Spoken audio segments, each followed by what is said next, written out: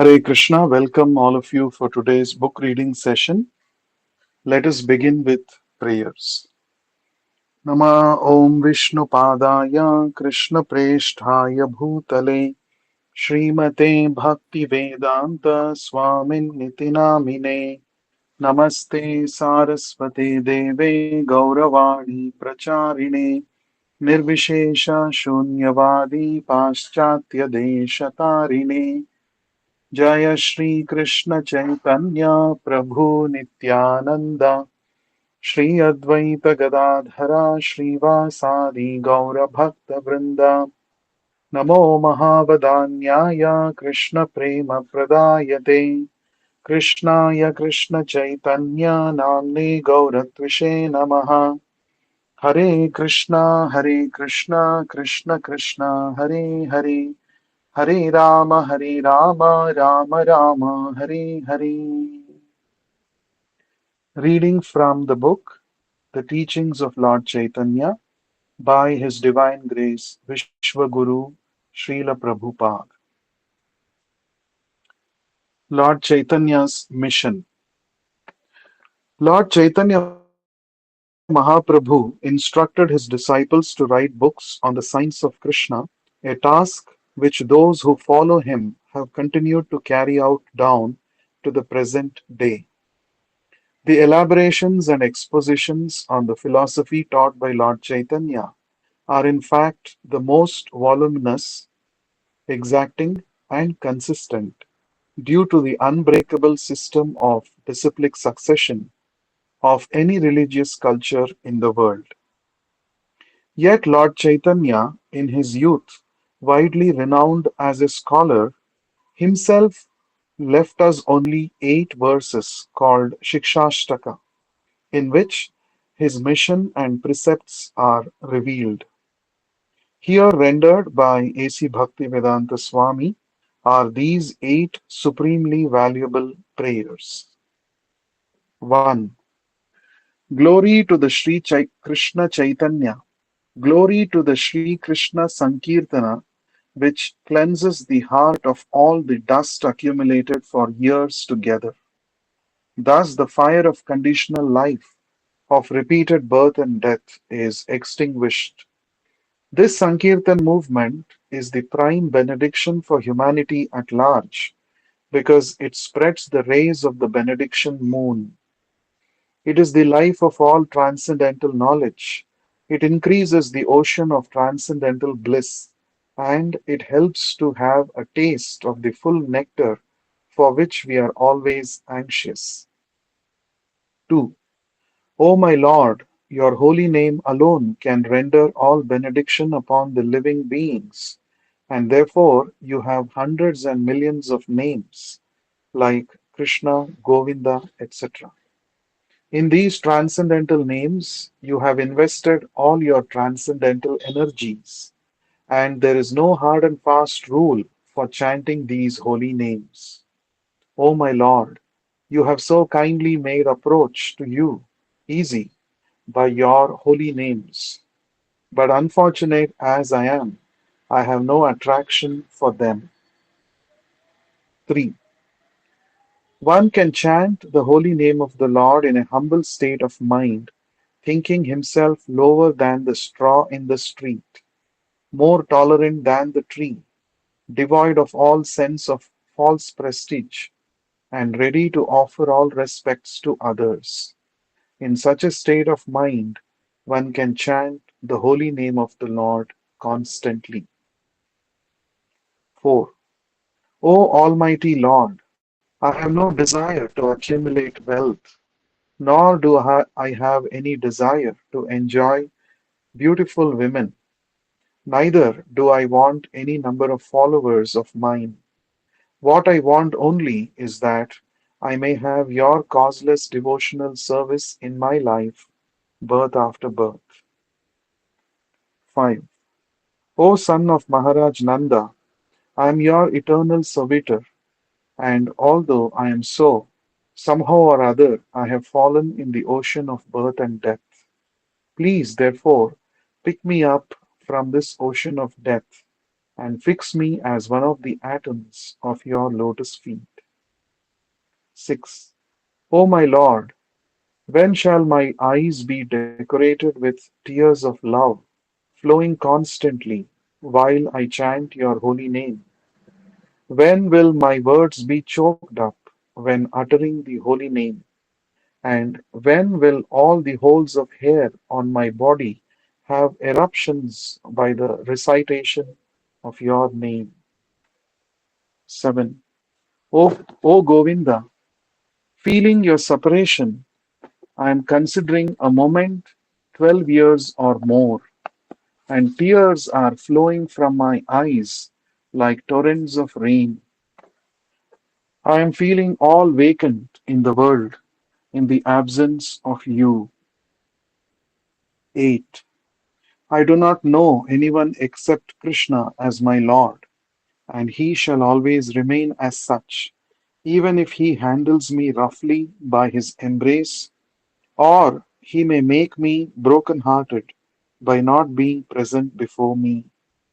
He is completely free to do anything and everything, but he is always my worshipful Lord unconditionally. Introduction by His Divine Grace Vishwaguru Abhay Charanaravinda Bhaktivedanta Swami Srila Prabhupada.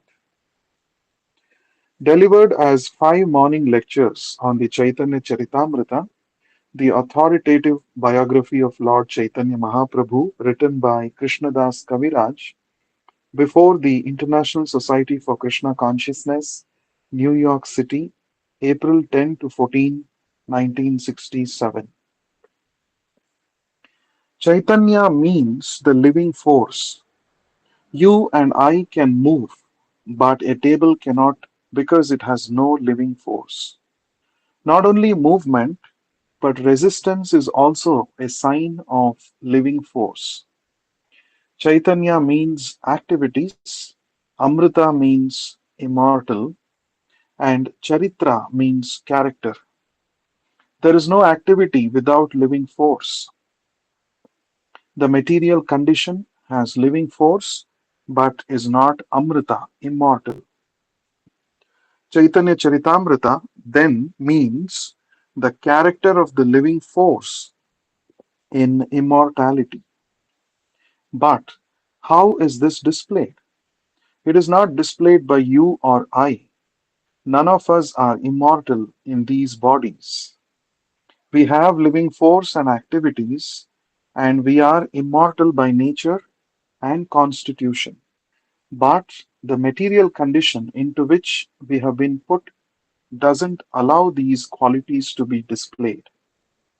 It is stated in the Katha Upanishad that eternality and living force are characteristic of both ourselves and God. But God and ourselves, although both immortal, are different. The living entities have many activities but have a tendency to fall down. God has no such tendency. He is all powerful. He never comes under the control of material nature because material nature is only a display of his energy. There is a nice example of this. When I was flying from San Francisco, the plane was above the cloud ocean. Above the cloud was the sun. And though we came down through the cloud and everything in New York was dim, still above the cloud the sun was shining. A cloud cannot cover the whole world. It can't even cover the whole United States, which is not more than a speck in the universe. From the skyscrapers are very tiny, just as from God's position, all this nonsense becomes insignificant. I, the living entity, am very insignificant, and my tendency is to come down. But God hasn't got this tendency. The Supreme Lord doesn't come down to Maya, and more than the sun comes under the cloud. But we have the tendency to be controlled by Maya. Mayavadis, impersonalist philosophers, say that because we are under the control of Maya in this world, when God comes, he is also put under the control of Maya. This is the fallacy of their philosophy. Lord Chaitanya, therefore, is not one of us. He is Krishna himself, the supreme living entity. He doesn't come under the cloud of Maya. Krishna and his expansions, or even his higher devotees, are never in the clutches of Maya. Lord Chaitanya came to preach Krishna Bhakti. Lord Krishna himself is teaching us how to approach Krishna, just as the teacher, seeing a student not doing well, takes the pencil and says, "Do it like this, write like this, A, B, C." But we must not mistakenly think that the teacher is learning the ABCs. Teaching us how to become Krishna conscious is Lord Chaitanya's position, and we must study him in that light. In Bhagavad Gita, the Lord says, "Give up all this nonsense and surrender to me." And we say, "Oh, surrender, give up. But I have so many responsibilities." And Maya says to us, "Don't do it, or you will be out of my clutches. Stay in my clutches, and I'll kick you." It's true, you are being kicked by Maya. Do you know how Maya kicks? The she ass kicks the male ass in the face when he comes for sex. Among the cats, they fight and whine. These are the teachings of nature.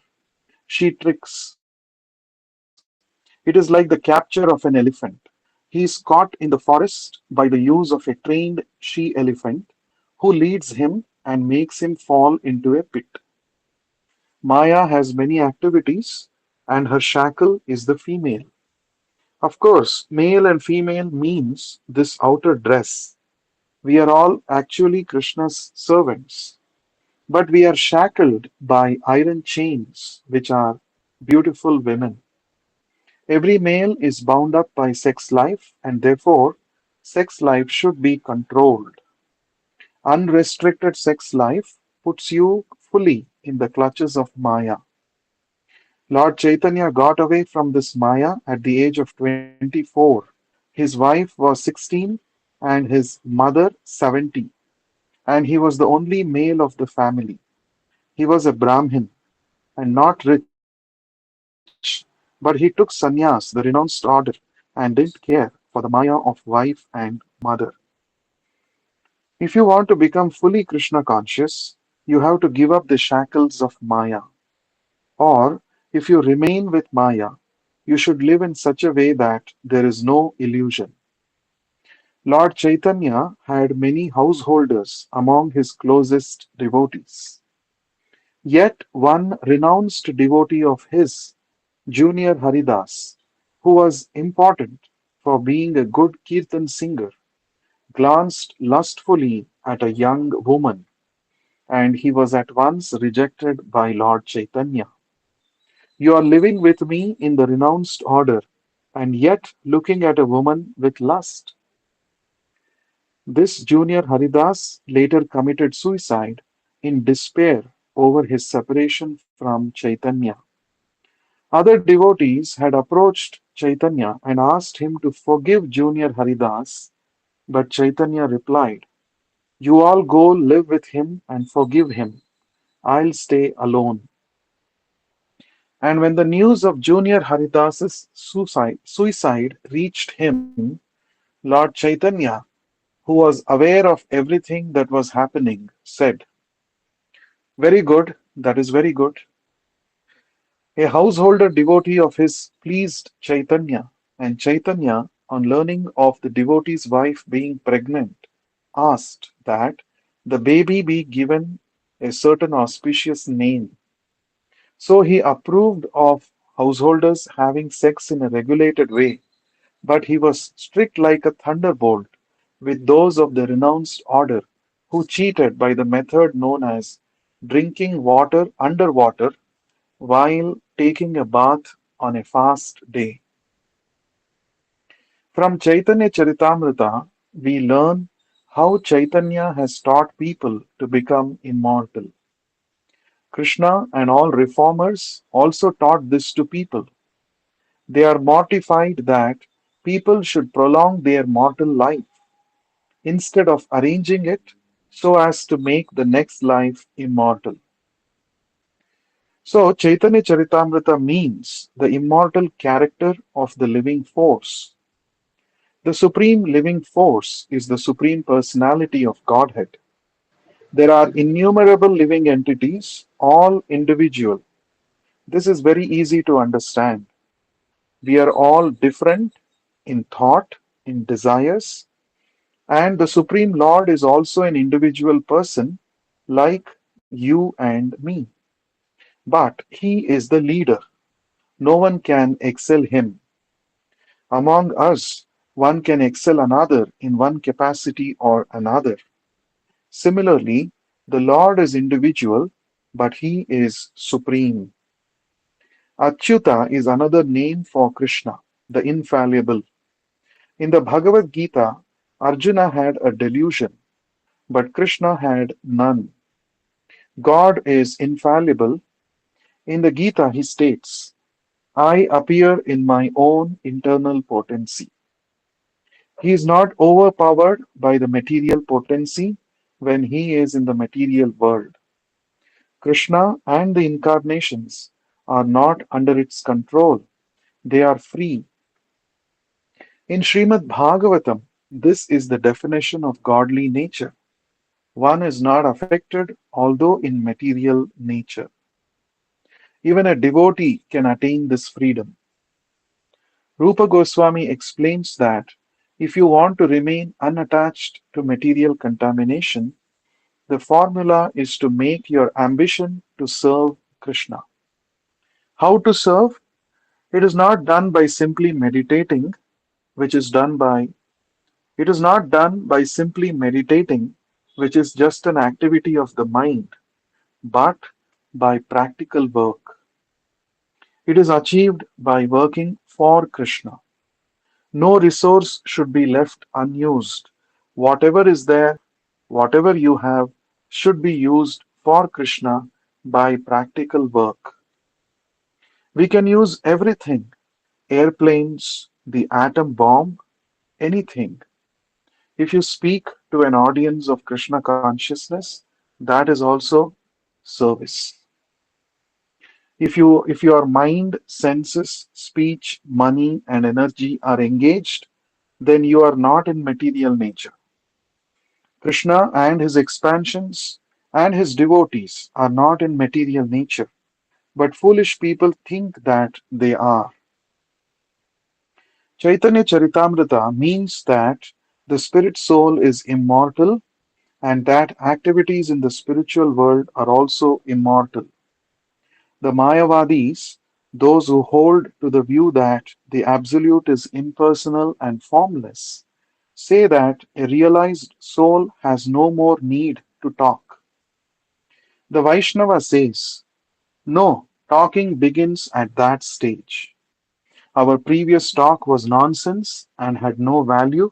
Now let us begin real talk, talks of Krishna. The Mayavadis use the example of the water pot. When the pot is not filled with water, it makes a sound, but when the pot is filled, it makes no sound. But am I a water pot? Can I be compared to a water pot?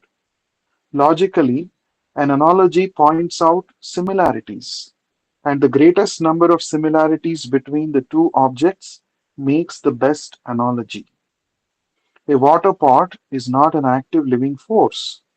A pot can't move, so ever silent meditation is inadequate. Why?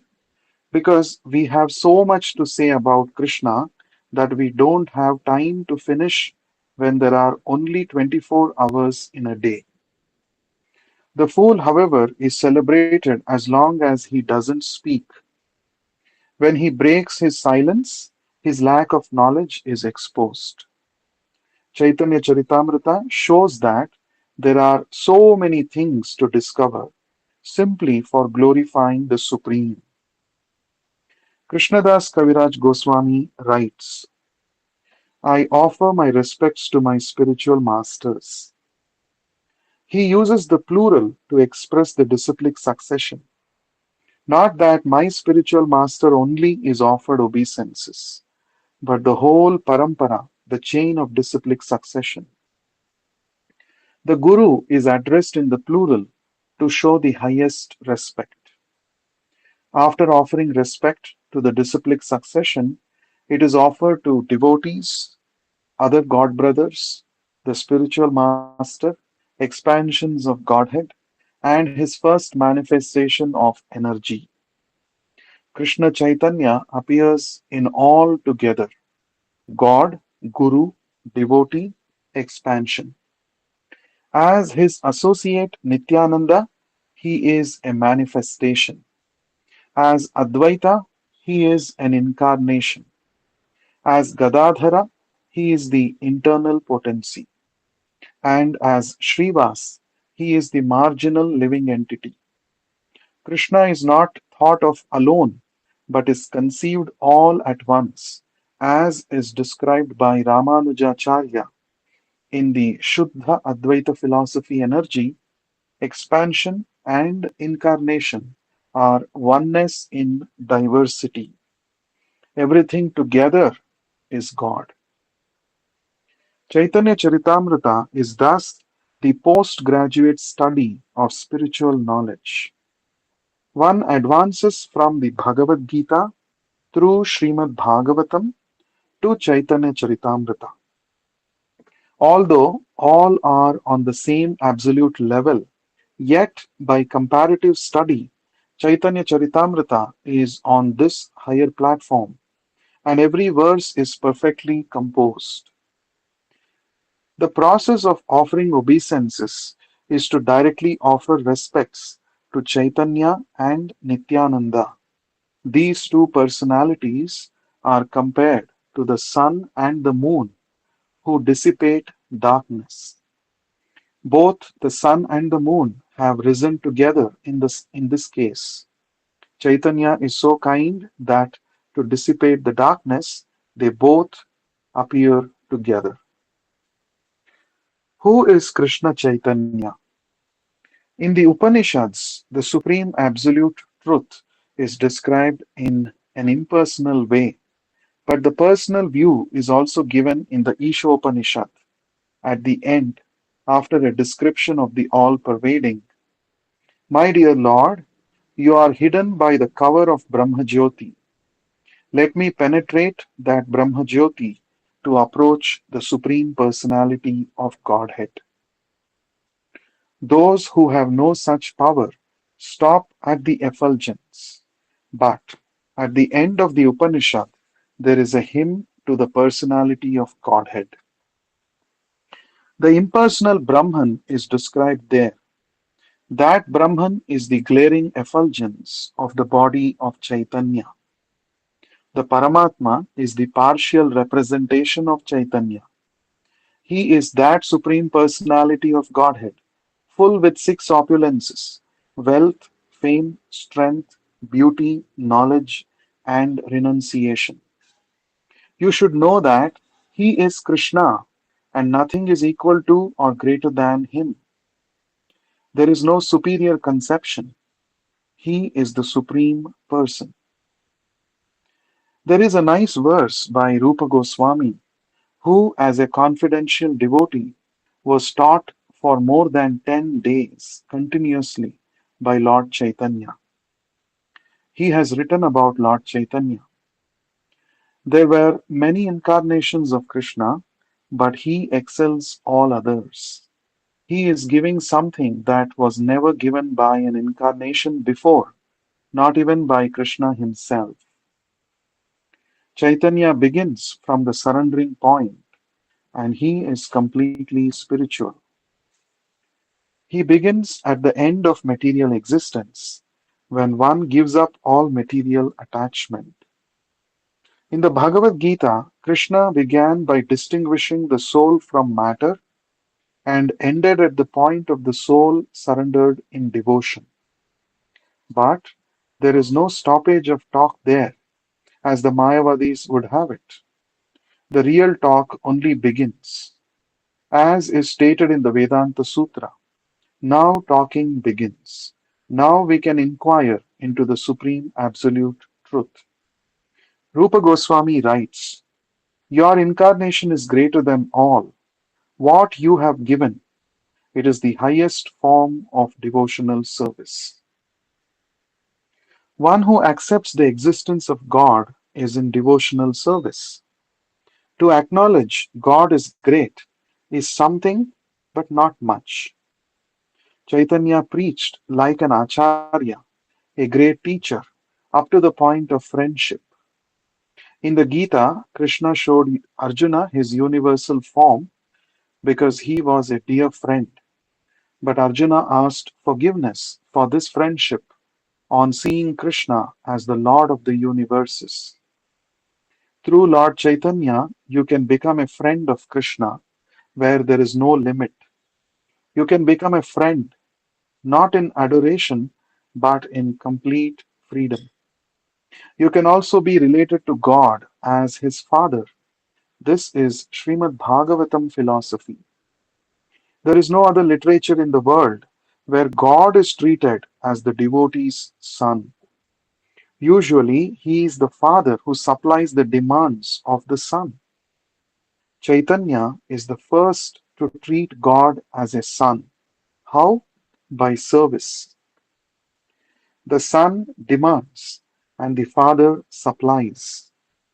You don't take the supply, you give. Krishna's mother, Yashoda, said to the Lord, here, eat or you'll die. Eat nicely. Krishna will depend on your mercy. This is such a uniquely high level of friendship, and you can believe that you are his father. And above all, you can treat Krishna as your lover, as if he's so much attached to you that he expresses his inability to reciprocate. I cannot repay your love. I have no more assets to return. Krishna was thus so obliged to the gopis that he felt his inability to return their love. Devotional service is such an excellent platform, and this was given by Chaitanya. It was never given by any previous incarnation or acharya. Devotional service itself is the highest platform, the glorious platform which you have contributed. You are Krishna, yellowish, Shachi Nandan, son of Shachi. Chaitanya Charitamrita hearers may keep you in their hearts. Then it will be easy to understand Krishna through Chaitanya. Chaitanya came to deliver Krishna. Rupa Goswami writes, you are the most charitable personality. You are delivering Krishna Prema, unalloyed love for Krishna. And so I offer you my respects. We have heard the phrase love of Godhead. How far this love of Godhead can actually be developed, we can learn from the Vaishnava philosophy. Simply theoretical knowledge of love of God you can find in many places and many scriptures. But what that love of Godhead actually is and how it is developed, that can be found in the Vaishnava literature. It is the unique and the highest development of love of God that is given by Chaitanya Mahaprabhu. We shall continue to read in the next session. Thank you so much for joining. Shri Krishna Chaitanya Mahaprabhu ki jai. Vishwa Guru Srila Prabhupada ki jai. Hare Krishna.